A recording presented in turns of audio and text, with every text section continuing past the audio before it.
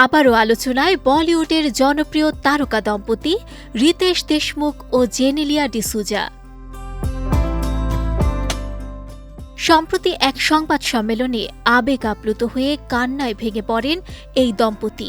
রাজা শিবাজি সিনেমার ট্রেইলার উন্মোচন অনুষ্ঠানে তৈরি হওয়া এই দৃশ্যটি মুহূর্তেই সামাজিক যোগাযোগ মাধ্যমে ছড়িয়ে পড়ে। ভিডিওটি দেখে ভক্তদের মাঝেও ব্যাপক আলোচনার সৃষ্টি হয়েছে।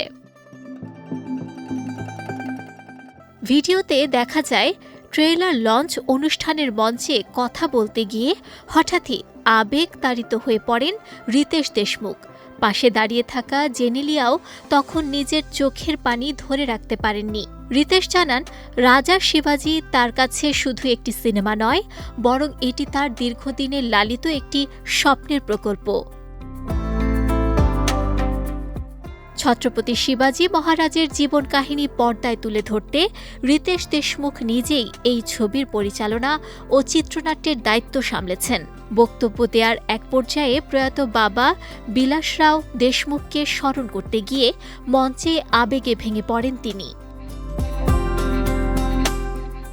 ভাইরাল হওয়া ভিডিওতে দেখা যায় রিতেশের চোখে পানি আসতেই উপস্থিত দর্শকরাও আবেগ আপ্লুত হয়ে পড়েন। এই দৃশ্য দ্রুতই নেট মাধ্যমে ছড়িয়ে পড়ে এবং ভক্তদের মনেও গভীর সাড়া ফেলে।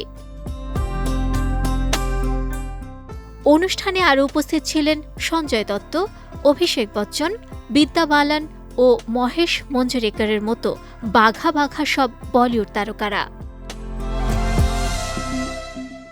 এই সিনেমায় আরও অভিনয় করেছেন সালমান খান, যিনি শিবাজির বিশ্বস্ত যোদ্ধা জিবা মহালার চরিত্রে পর্দায় হাজির হবেন।